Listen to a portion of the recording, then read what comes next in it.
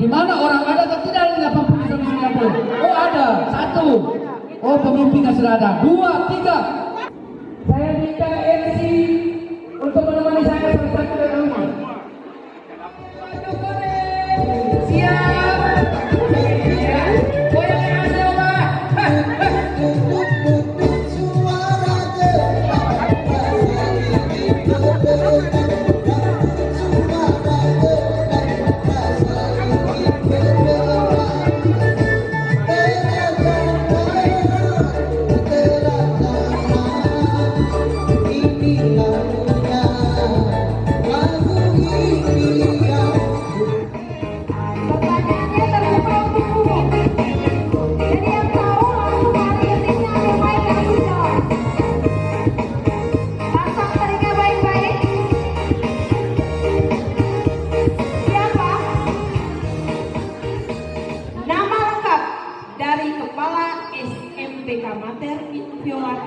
Saat ini nama lengkap lari iya encok urusan belakangan main ya lari yang tahu ayo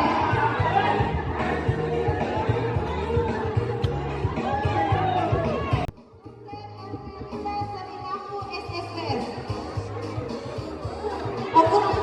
kurang lengkap Sister Ermelinda Seringakur SSPS SPD masih kurang. Sister Ermelinda oke salah kota ayo kita yang mau pulang bisa Sister Ermelinda SPD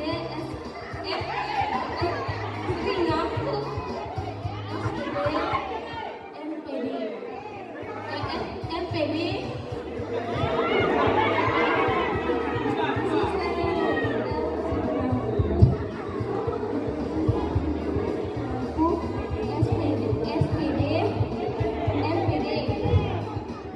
betul.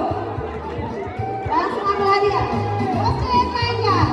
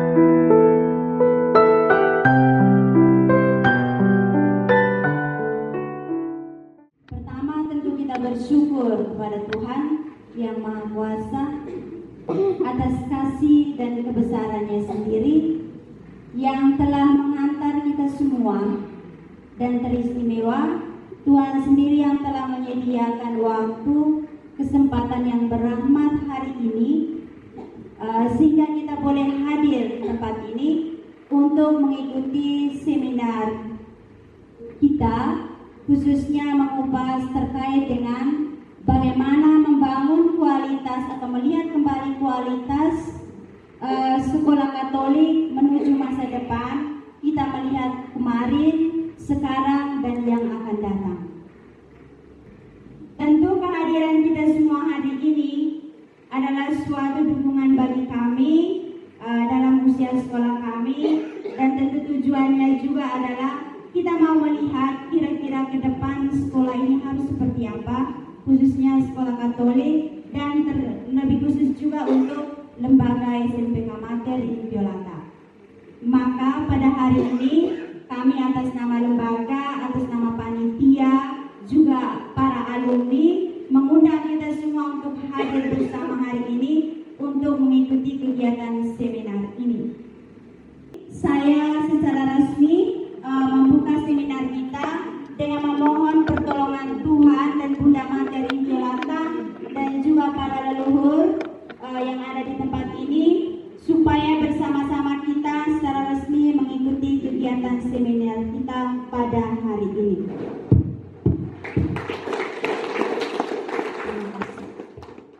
Kita panggilkan moderator kita, Bapak Yakobus Artian, Sarjana Sosial, Magister Administrasi Publik. Mari kita berikan tepuk tangan untuk Bapak Yakobus Artian. Yang berikut narasumber kita, Romo Dr. Yohanes Hans Montero. Mari kita berikan tepuk tangan untuk Romo Hans Montero. Iya, semuanya alumni. Narasumber yang berikut, Bapak Dr. Bernard Darusari, Sarjana Pertanian, Magister Pertanian. Alumni juga. Selamat pagi dan salam sejahtera buat kita sekalian. Selamat datang Romo Il.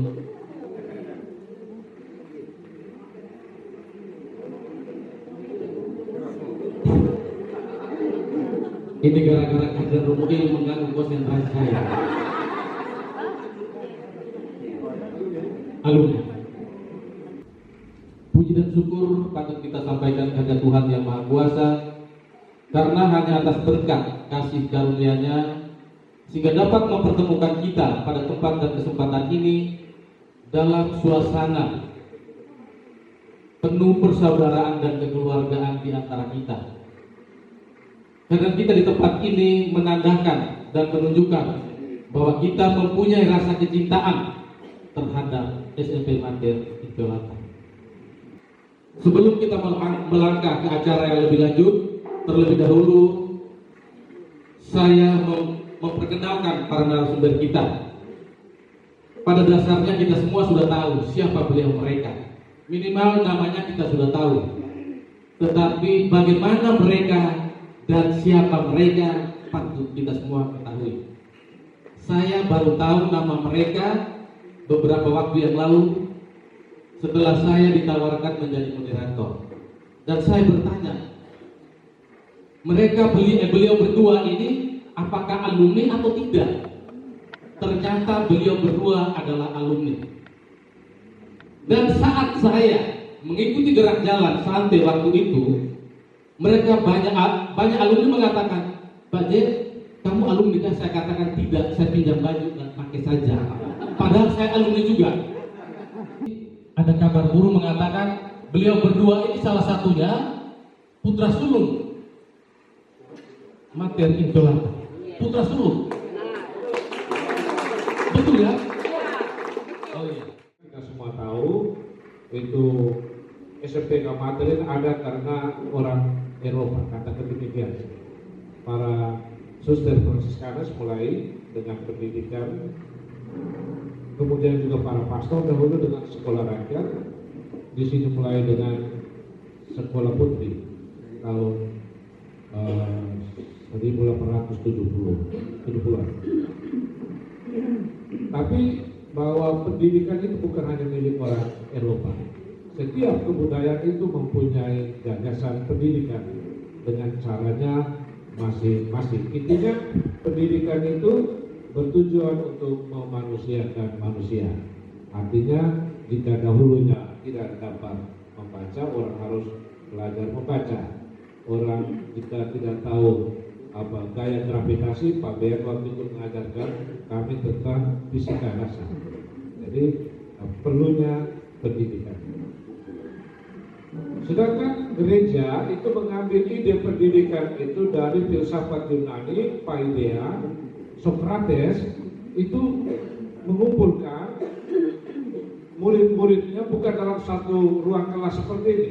Dia hantar mereka di bawah pohon, lihat fenomena tentang jatuhnya daun, kemudian mengajarkan tentang hal-hal berurusan dengan alam, tapi juga apa yang melampaui alam itu yang transenden. Kemudian gereja berusaha mengambil ide Paideia itu, Paidos itu anaknya. Anak-anak perlu belajar supaya mereka menjadi orang. Dilembagakan, diinstitusikan seperti yang kita kenal sampai sekarang. Tapi dengan revolusi Prancis tahun 1789, monopoli gereja atas pendidikan itu hancur atau melemah. Semuanya disita oleh negara, kekayaan biarlah itu disita oleh negara. Negara mengambil alih pendidikan itu, tanggung jawab pendidikan itu. Dan itu juga berpengaruh pada bangsa-bangsa lain. Ya, artinya mereka tidak dapat mengembangkan logika berpikir mereka. Saya rasa sangat miris sekali membaca tulisan para frater, calon imam, saya bicara karena saya ada di sana, yang tidak tahu menggunakan bahasa Indonesia yang baik dan benar. Di sebagai kata depan dan di sebagai kata kerja itu ditulis sambung atau ditulis mereka tidak tahu lagi. Nah itu tidak ada logika berpikir di dalam pendidikan. Ataupun taat pada moralitas yang berlaku atau kebiasaan yang diterima umum. Orang dijejali dengan aturan kamu harus buat demikian, tanpa harus berpikir kenapa harus berbuat demikian. Betapa malangnya hidup ini jika orang lebih memahami pendidikan sebagai pengajaran dan bukan sebagai peningkatan pengetahuan, persiapan untuk ketahanan diri atau eksistensi diri dalam perjuangan hidup dan belajar untuk menghubungkan pengetahuan dengan sikap hidup. Jadi kira-kira itu pokok permasalahan tentang pendidikan kita. Ada sejumlah pendekatan dan teori yang berbeda-beda dalam ilmu pendidikan dan pedagogi, tapi 3 blok utama, yakni pedagogi ilmu humaniora, betapa pentingnya ilmu humaniora, kemudian pedagogi ilmu pendidikan kritis, latihan berpikir kritis, tapi juga ilmu pendidikan kritis rasional empiris, betapa pentingnya ilmu eksakti. Di antara teori-teori itu ada perselisihan dari paham positivisme tahun 60-an dengan pertanyaan apakah ilmu pendidikan harus praktis atau teoretis. Kemudian Theodor mengeluarkan konsep pendidikannya yang bahwa dia katakan dia berada di antara posisi klasik tetapi tidak harus menjadi klasik. Itu dia tuangkan dalam bukunya Pedagogic as Bildungslehre, Pedagogy as Educational Teaching tahun 86. Dia pertama-tama berurusan dengan ajaran pendidikan yang dikenal sebelumnya dan mengkritiknya. Secara kritis ia mengkaji pembenaran antropologis atas pengasuhan anak yang terbagi dalam teori defisiensi dan teori kelimpahan atau abudensia. Teori defisiensi itu bicara tentang manusia sebagai makhluk yang berkekurangan. Untuk itu dia harus dididik untuk beradaptasi dengan lingkungan. Oleh karena itu tidak mungkin menjelaskan manusia dari sistem antropologi. Baginya manusia itu hanya menjadi luar biasa karena ia bisa berpikir dan merenungkan pemikiran tersebut. Manusia adalah makhluk yang berakal. Jadi dia itu sudah dibaptis. Jangan dia baik-baik supaya dia jangan rusak. Kepolosan. Padahal manusia itu kan berproses, bertumbuh, menjadi. Itu katakan seperti dalam Lukas 19:20, dapat itu kekayaan terus dia simpan di dalam saku tangan, tidak mengembangkan. Atau guru-guru dulu katakan pada muridnya yang pintar matematika, kamu belum pernah membuat kesalahan aritmatika. Pertahankan kondisi ini dan Anda akan menjadi ahli matematika yang baik. Padahal kesalahan itu adalah bagian dari proses. Supaya dia tahu jalan yang benar. Pendidikan tidak sesederhana itu. Pendidikan Kristiani bertujuan terutama agar orang-orang yang dibaptis belajar mempraktikkan iman yang telah mereka terima secara lebih sadar, belajar menyembah Allah, mulai membentuk kehidupan mereka dan kekudusan, dan seterusnya. Baik, penting juga di sini seruan Aggiornamento pembaharuan melalui Konsili Vatikan kedua, Yohanes Paulus 23, Yohanes ke-23, itu bahwa roh untuk membaca tanda-tanda sama untuk proses pendidikan. Tentu kami 40-30 tahun lalu sudah berbeda dengan anak-anak zaman ini. Untuk itu saya masuk pada poin yang berikut, pendidikan untuk anak-anak sekarang. Pedagogi generasi baru. Lingkungan hidup kaum muda berubah dalam setiap situasi sejarah. Itu tidak bisa kita pungkiri. Jadi setiap kehidupan itu terdapat harapan akan perilaku yang sesuai dengan usia. Oh, kalau usia anak SMP kelas 1 tentu diharapkan tingkatnya demikian, kelas 2 demikian, kelas 3. Baik. Dari pertanyaan penting adalah tugas apa yang dihadapi generasi Y dan generasi Z jika sekarang bertemu dengan generasi Y dan generasi Z, dan tuntutan cara hidup apa yang harus mereka atasi. Perlu disadari bahwa generasi muda yang baru juga membutuhkan sekolah generasi baru. Jadi kita kalau tetap berpijak atau dengan pola model sekolah lama, pasti guru-guru akan kesulitan menghadapi generasi muda dengan gaya hidup yang baru. Generasi baru butuh sekolah yang baru. Modelnya bagaimana? Saya ketahui. Baik, tadi dari perspektif interdisipliner, teori sosialisasi itu perlu dikembangkan lebih lanjut dan ditransfer dalam 4 bagian. Pertama, tentang kualifikasi dan pelatihan.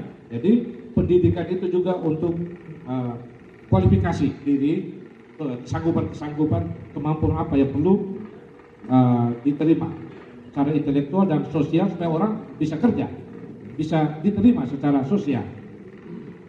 Juga membangun jaringan dan relasi, bagaimana mengembangkan identitas tubuh dan gender, melepasan emosi dari orang tua, persahabatan dengan teman-teman, pokoknya lingkup hidup sosial.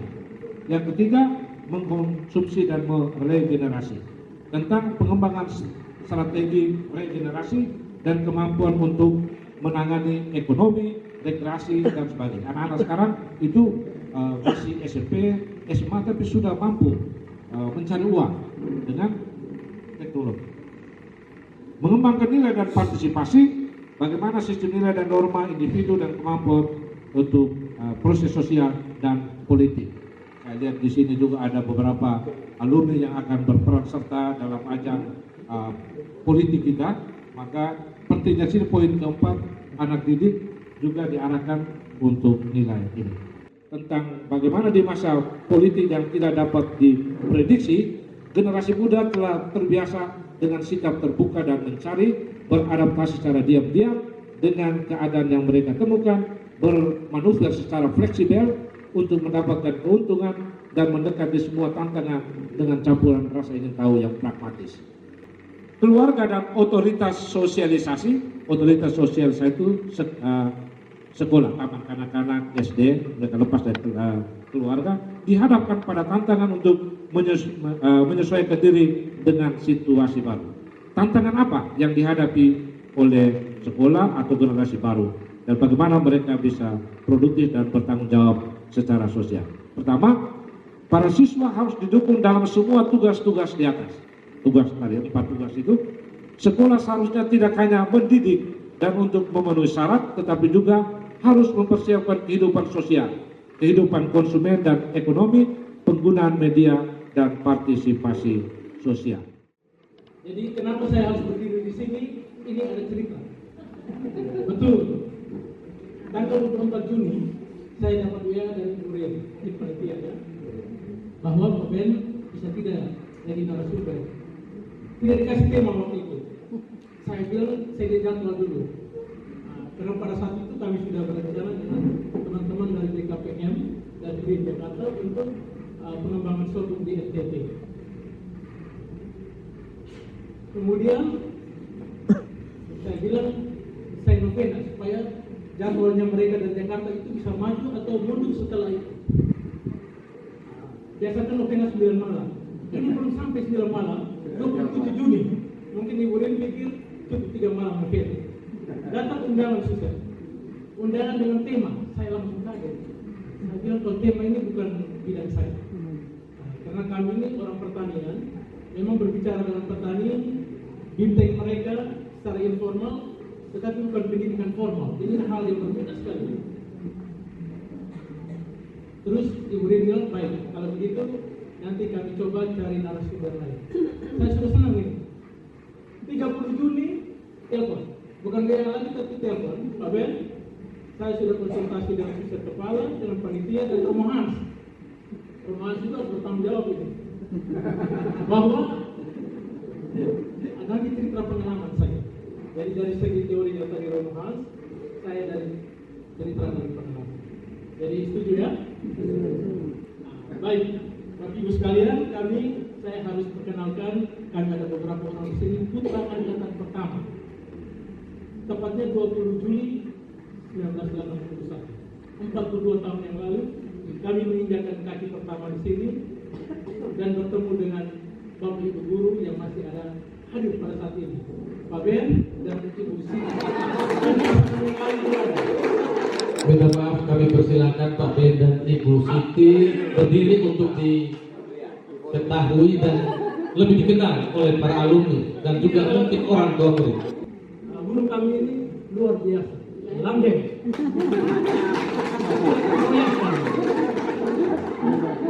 Mereka pacaran 7 tahun. Mereka jauh tapi kami dia tetap ada. Baik, tema kita kali ini adalah membangun kualitas sekolah Katolik menuju masa depan. Istilah ini yang paling ramai viral ya, istilah sekarang TEA. Kak Benta pasti tahu itu. Bagaimana kalau kita salah sih TEA. Kelas 2 dan kelas 3, kelas 2 saya di 2C, kelas 3 3B itu Pak Faris. Baru sebagai wali kelas. Kami laki-laki semua di bawah suster. Tidak boleh jauh dari ruang guru dan ruang kepala sekolah supaya mudah dikontrol. Ini perempuan semua. Jadi waktu itu walaupun alasannya untuk interaksi, tetapi tetap diskriminasi ruangan. Putri semua di sini, kami putra di bawah. Jadi kadang-kadang mau melirik di situ juga repot. Guru-guru sudah pasang mata. Kemudian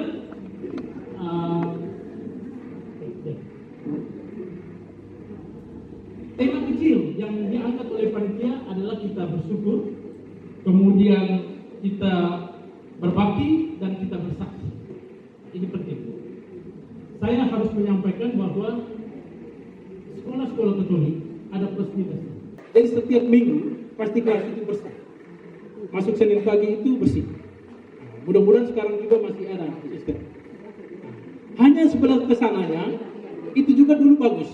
Kita bisa melihat walaupun tidak kita bekerja, kita melihat bagaimana kita mencintai pertanian. Dulu ada kebun sayur. Hanya pada waktu tertentu kita harus tutup hidung karena pupuknya dari kandang. Pakai selang. Sayur organik, tidak ada yang pakai bahan kimia. Masuk ke dapur, ke meja makan. Jadi itu hal-hal yang mungkin sudah 40 tahun ya, jadi harus diperbaiki, mengganti dengan situasi seperti sekarang. Ada satu gedung lagi di depan sini, itu dulu kami keterampilan pola, bikin baju dan lain sebagainya di situ. Keterampilan di situ. Kemudian ada kelas dan ini kelas. Dan ini adalah situasi SMP Mater waktu 40 tahun yang lalu. Ya, Yoci ya. Pak Yoci ini saya dan dia satu kelas, satu bangku dari kelas 1 sampai kelas 2. Kami punya guru bahasa Inggris waktu itu Ibu Mon Kelen. Ibu Mon Kelen. Kami dari SD tidak pernah belajar bahasa Inggris, masuk SMP baru belajar bahasa Inggris. Kata yang paling disukai oleh Pak Yoci ini 21. Baik, kemudian bagaimana? Saya menceritakan pengalaman setelah dari SMP SD Katolik kami ke SMA Negeri. SMA Negeri 468. Jadi kami kemana-mana ke Jogja dan lain sebagainya itu mereka bilang orang tua sudah sarapan. SMA-nya sampai 400 lebih itu. Benar. Ujian komplit tercepat. Biasanya 2 jam, saya hanya 20 menit. Betul. Dan itu sampai sekarang rekor tidak terpecahkan. Ujian komprehensif. Ya zaman. Di IPB tepat 4 tahun. Jarang dokter IPB 4 tahun. Di atas 6 tahun. Jadi ini mau saya sampaikan bahwa SMP yang adalah landasan dari SD yang anak-anak menuju SMA yang pubertas, SMP ini punya peran penting. Sehingga Bapak Ibu yang punya anak masih SD masuk SMP Katolik. Karena SD masih anak-anak dia masih goyang. Masuk SMP itu adalah start, dasar fondasi yang paling ampuh menghadapi masa depan. Jadi ini saya menyampaikan pengalaman. Begitupun dalam pekerjaan. Saya 30 tahun di Kementerian Pertanian sebagai peneliti. Jadi ketika Ibu Rin minta sebagai membicarakan tentang pendidikan formal, saya ragu sekali. Saya sangat ragu. Kami omong petani saja, baik di kelas maupun di lapangan. Memang sempat saya 4 tahun di Unipa ya, mengajar di beberapa fakultas, mendirikan Unipa waktu awal 2005 sampai 2009 di Fakultas Pertanian. Sebagai dekan di situ, dekan pertama, kemudian pindah ke Kupang untuk harus lanjutkan sekolah. Ini memberikan pelajaran bahwa peletakan pendidikan menengah, selama ini orang bilang TK, SD, tidak. Itu mereka masih anak-anak, disuruh bermain saja dulu, tetapi SMP adalah letakan yang paling pas untuk membuat anak-anak percaya diri, motivasi diri, dan disiplin. Itu yang paling penting. Tidak ada disiplin, anak-anak tidak akan. Tidak ada motivasi diri yang kuat, tidak akan jadi baik. Percaya diri. Ini adalah kiat-kiat yang harus dilakukan di sekolah-sekolah kita. Terima kasih. Nama saya Boro Pede. Oke, orang tua wali siswa untuk tahun ini kelas 7D. Oke, langsung dengan pertanyaan. Terima kasih untuk kedua narasumber dengan tema dulu sekarang yang saya singkat dulu sekarang yang terdatang. Pendidikan berkelanjutan, anak kami adalah tamatan dari sekolah dasar, lalu masuk sekolah menengah pertama, dan orang tua punya pilihan di SMP Mater. Pasti dengan nama besar, karena kami dari Pulau. Tapi kenapa menitipkan anak di sini? Salah satunya yang sudah disampaikan oleh para narasumber, Dr. Ben dan Romo Hans ya. Bolehkah pendidikan ini menyampaikan baik apresiasi terhadap peserta didik, akademik maupun ekstrakurikuler kepada sekolah dasar sebagai motivasi kami. Oh, saya punya anak di atau sekolah mater ini punya keberhasilan, kemajuan, mengembangkan karakter baik pendidikan akademik maupun ekstrakurikuler, mohon dilanjutkan ke sekolah dasar supaya memotivasi supaya mater tidak tenggelam.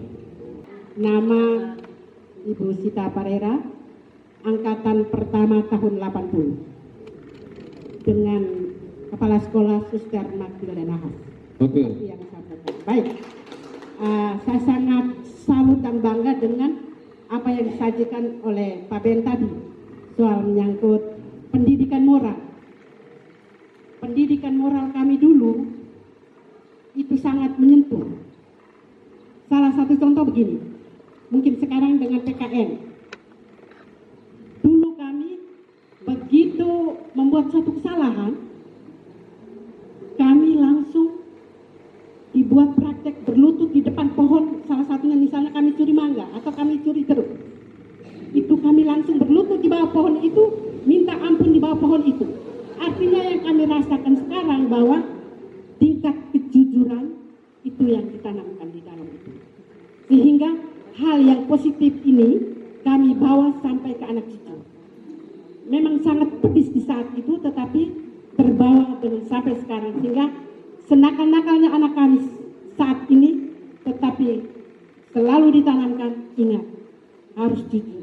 Orang punya, kita punya. Dan soal santun. Itu yang pertama. Mungkin yang kedua, yang disampaikan oleh Romo tadi bahwa sekolah generasi baru, ingin saya pertanyakan modelnya seperti apa. Kalau kami orang tua sangat mengharapkan hal ini sehingga kepanikan orang tua soal pendidikan bisa teratasi. Hanya itu saya kembalikan. Oke, baik. Terima kasih Ibu Sita Barera. Nama Pak Arno Langodai. Sekarang pensiunan PNS tapi kepala SMA PGRI. Mantan pengawas dan mantan Korwas Dikdas Flores Timur. Terima kasih Romo untuk paparan yang luar biasa karena mengantar dari masa lalu ke masa kini. Dan pernyataan pertama yang disampaikan oleh Romo, pendidikan kita saat ini sedang bermasalah. Ini menjadi tantangan satuan pendidikan. Lalu saya tertarik pada generasi. Yang pertama tentang usia Y, dan usia Z. Ini menjadi tantangan berat karena perbedaan situasi pada usia sebelumnya sampai pada usia yang kita hadapi sekarang. Dengan perubahan kurikulum yang sedang dihadapi, terutama kurikulum 2013 menuju kurikulum Merdeka. Dan Bapak Ibu tentu mengalami anak-anak yang sedang di SMA dan SMP. Semua yang kita cerita tentang masa lalu, itu anak tidak menganggap, itu sudah lewat, tidak ada arti apa-apa. Nah, ini masalah berat. Ketika kita masuk di kelas dan masuk ke sekolah, khususnya di SMP lebih dulu, baru ke SMA. Di SMP itu kan masa anak-anak menuju masa SMP, bukan masa awal ketika anak mulai mengenal situasi yang lebih luas. Dan ketika berhadapan dengan kurikulum yang sekarang, yang saya minta maaf, saya juga lama jadi guru, kemudian jadi pengawas, lalu tahu tentang pembelajaran di SD, SMP, SMA, dan SMK. Ini tantangan yang berat karena para guru itu pada umumnya itu masih dengan pola mengajar lebih banyak sampai saat ini. Sementara yang dituntut pada kurikulum ini ada membuka ruang untuk proses pembelajaran. Ini yang tantangan paling berat karena itu menjadi tantangan utama ketika bagaimana kita menempatkan anak pada posisi pembelajaran dan tetap memperhatikan pendidikannya, karakternya. Ini yang perlu diperhatikan betul sehingga dengan perubahan zaman sekarang anak masih tetap dalam karakter yang baik. Ini yang tantangan paling berat sekarang kita hadapi.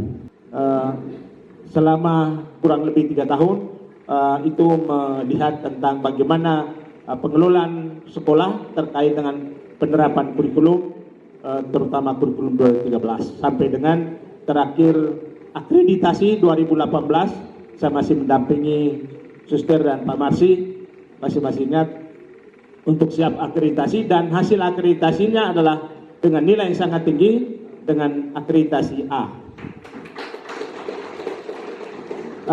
Untuk itu, untuk tidak berpuas diri, maka saya minta Romo tadi penegasan yang terakhir itu yang perlu disampaikan lagi untuk Suster dan teman-teman pendidik dan tenaga kependidikan untuk proses bagaimana menjadikan SMP S Mater Inviolata ini menjadi sekolah Katolik bermutu.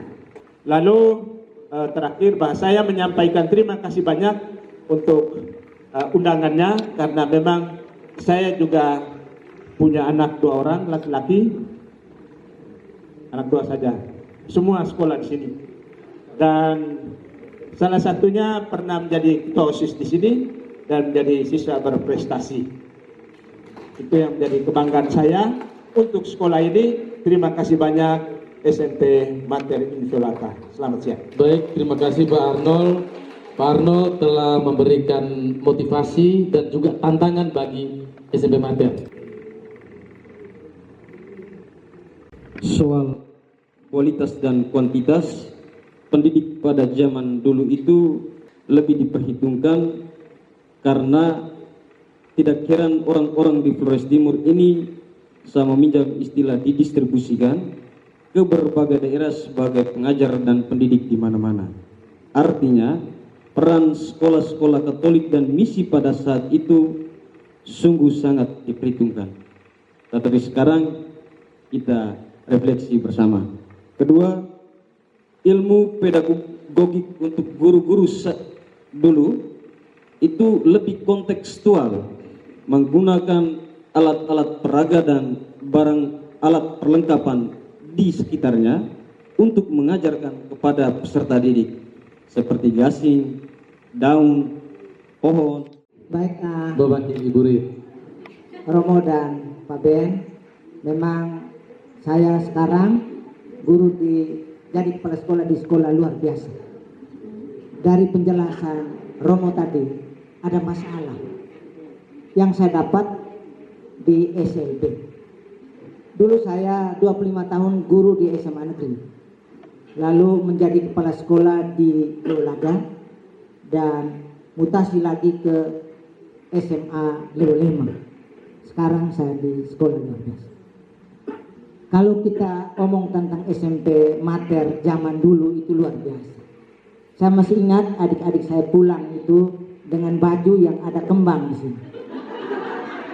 Ada tirin, mereka pulang tuh pakai baju kembang, dan itu menjadi kebanggaan. Nah, saya betul ya Romo ya? Dan menjadi kebanggaan kami. Waktu itu saya di SMP Bangkrasa juga iri lihat SMP Mater tampil itu. Dan sekarang jarang sekali SMP Mater itu tampil. Masalah yang saya dapat adalah, kalau kita omong SMP Mater, maka kita juga harus berkomunikasi dan bersosialisasi dengan tingkat SD. Kalau tidak, SMP Mater ini satu saat tidak ada siswa yang sekolah di sini.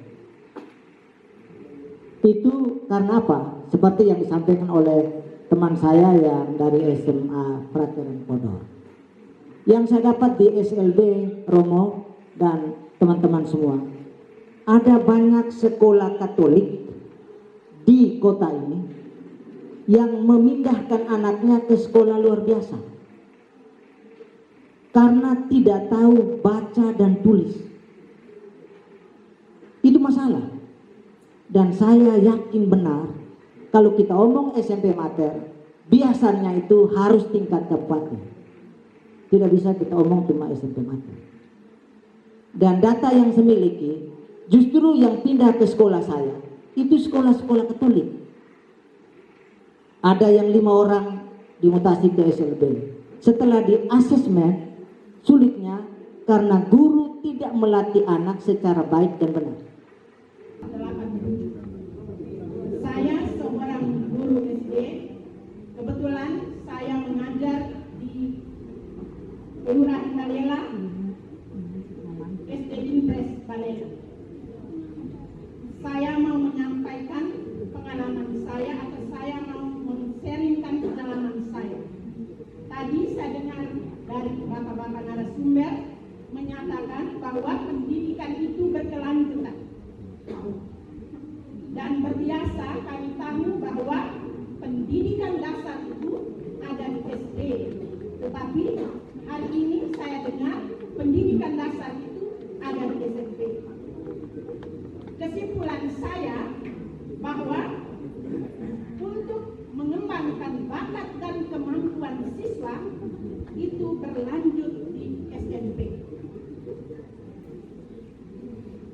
Pengalaman saya selama ini sebagai seorang guru kelas 6, saya setelah pengumuman kelulusan, saya biasa diberi brosur untuk dibagikan kepada siswa supaya bisa masuk di SMP Mater ini. Dan saya biasa menghimbau anak-anak saya yang berbakat, saya himbau untuk masuk ke SMP Mater.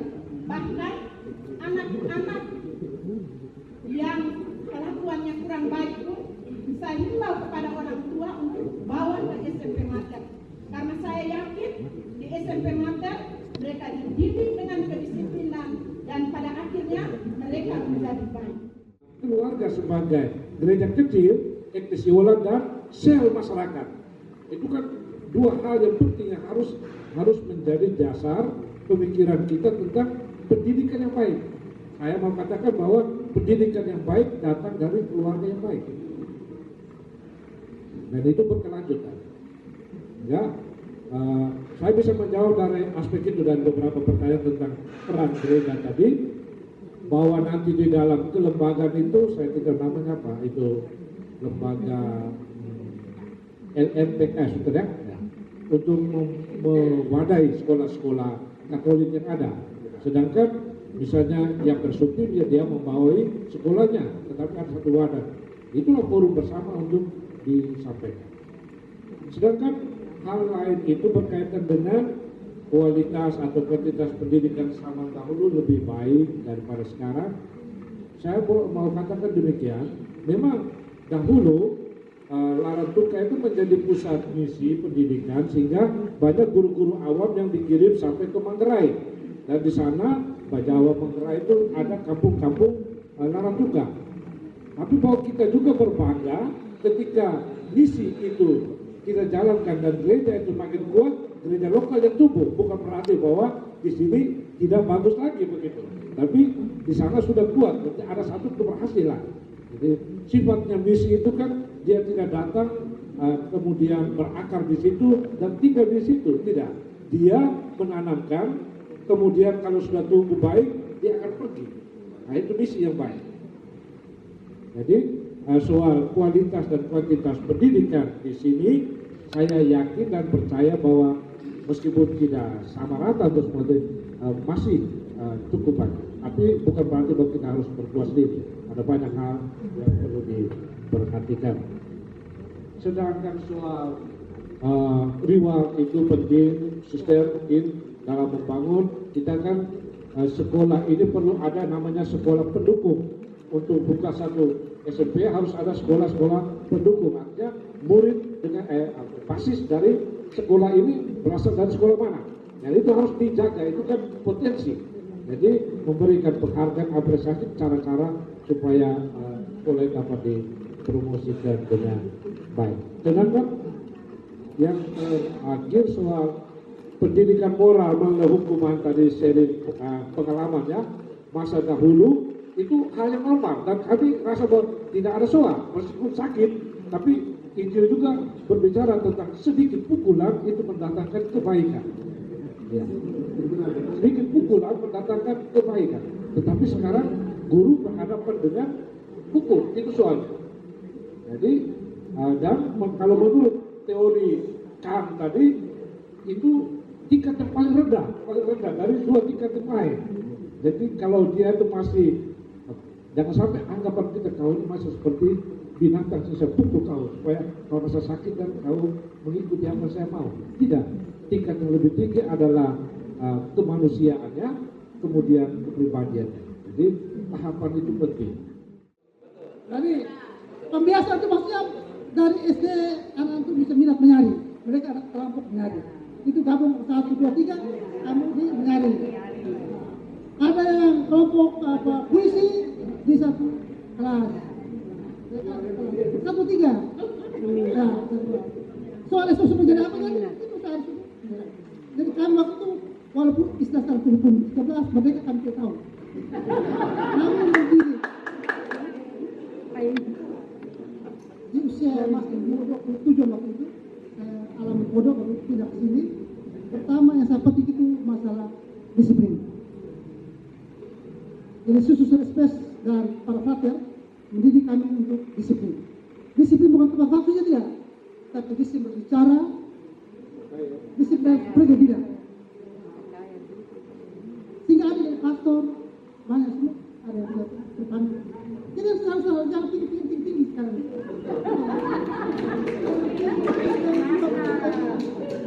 Jangan otak kiri kanan, kepala tidak punya apa-apa. Jadi tidak. Jadi sangat sederhana. Sehingga saya boleh katakan harap materi tidak usah terlalu berkecil karena memang dengan semakin tahun pembukaan sekolah di mana toh, jadi ada pendekatan pelayan kata pelayannya. Pendekatan pelayan sedikit itu usah rendah, itu usah cuit, jangan.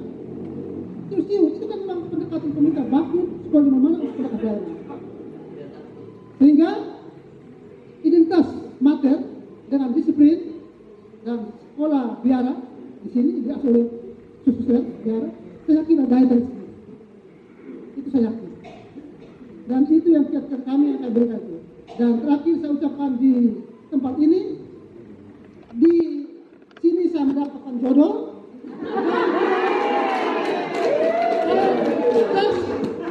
Dan saya sabkan kok. Ada yang di mana kasih satu kasih. Terima kasih. Oke. Kami ada di sini. Baik, saya kira kita sekarang akan mau jadi tantangan dalam ini, jadi jangan terlalu kiu. Banyak sekolah yang sudah jadi saya kira yang penting kami jelas politiknya. Sekian nanti, terima kasih. Baik, terima kasih Babe. Kiranya sejarah itu tidak berulang tentang tanggung jawab negara terhadap sekolah. Kita belajar dari Revolusi Prancis itu karena dominasi monopoli pendidikan yang kuat pada lembaga gereja. Dan di situ ada ambil alih dari negara. Negara kemudian menjamin, seperti sistem kita sekarang juga, negara menjamin pendidikan itu. Karena kadang pendidikan itu dikorupsi oleh lembaga, katakan demikian. Pemilik modal yang besar memonopoli sekolah itu.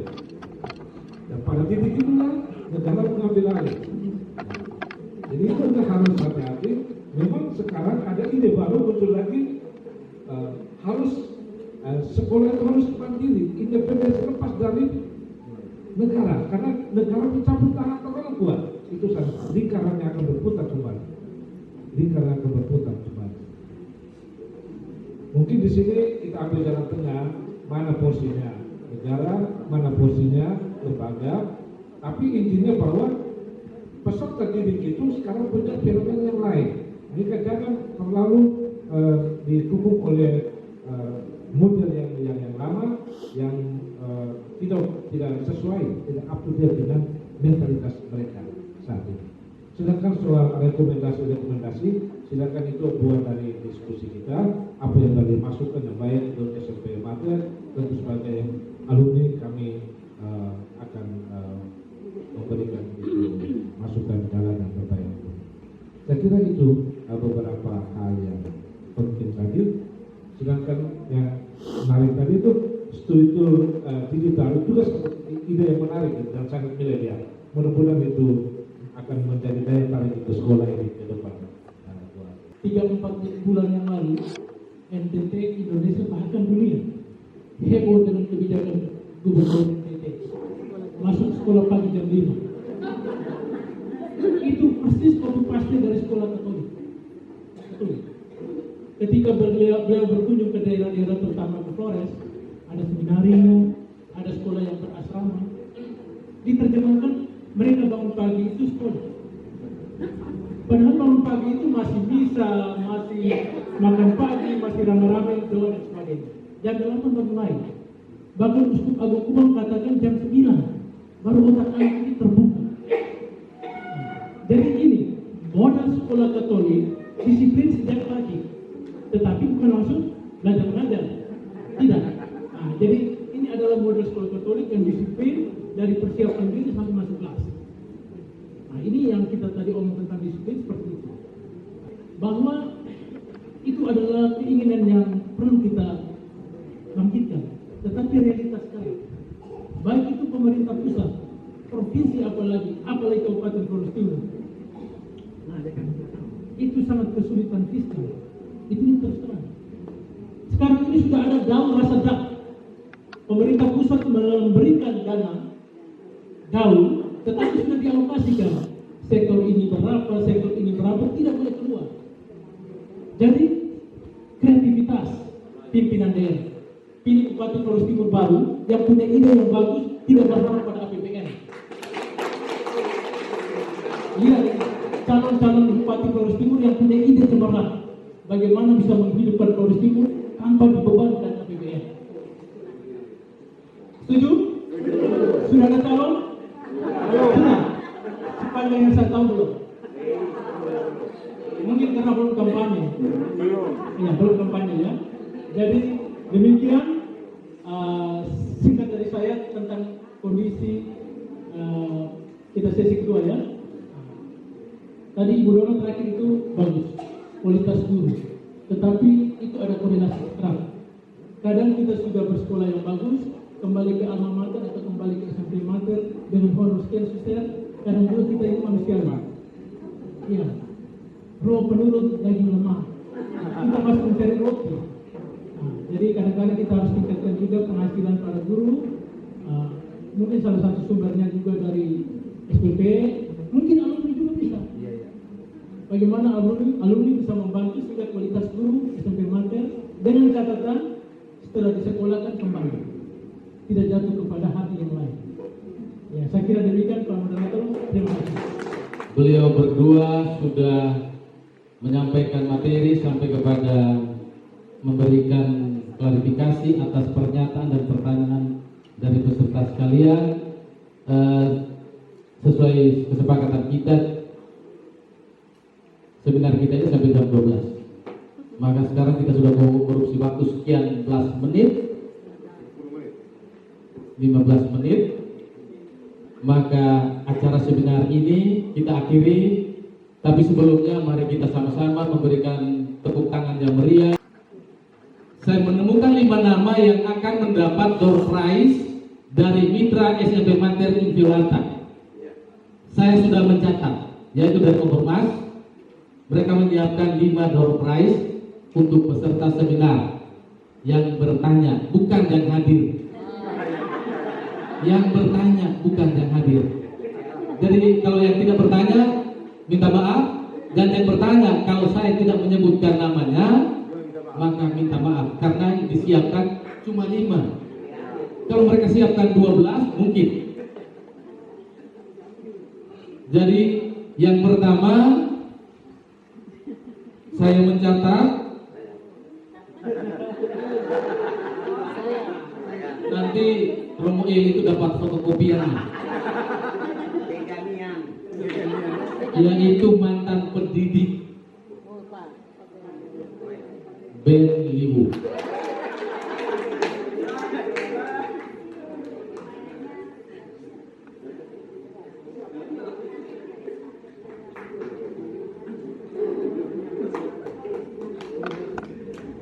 Baik, terima kasih Bapak.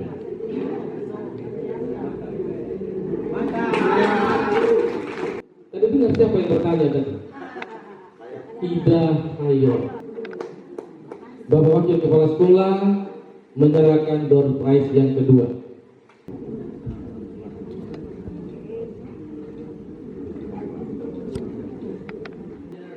Door prize-nya. Yang ketiga, saya minta dengan hormat Romahas yang akan menyerahkan. Bukan sini.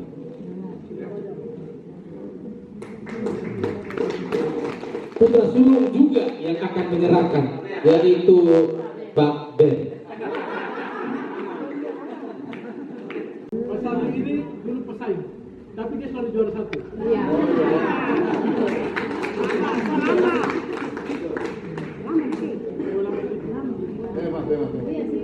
Iya, Lores Kopo yang akan diserahkan oleh Ketua Seksi Acara.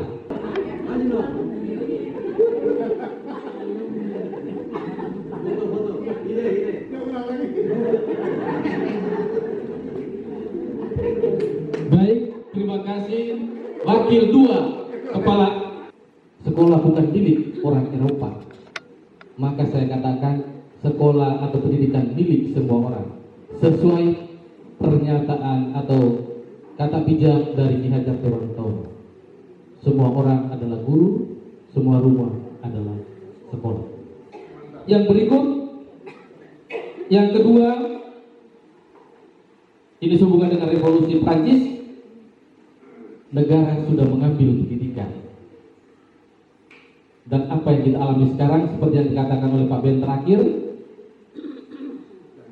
dana dau rasanya dah, karena sudah dipasung penggunaannya.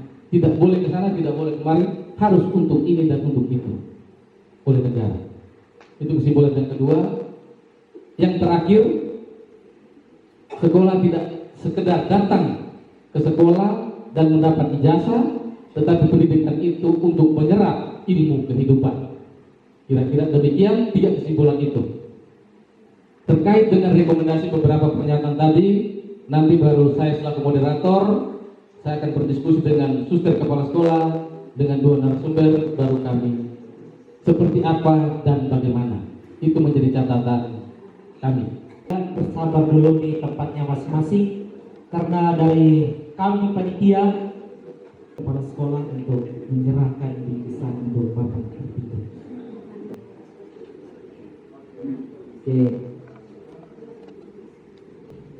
Oke.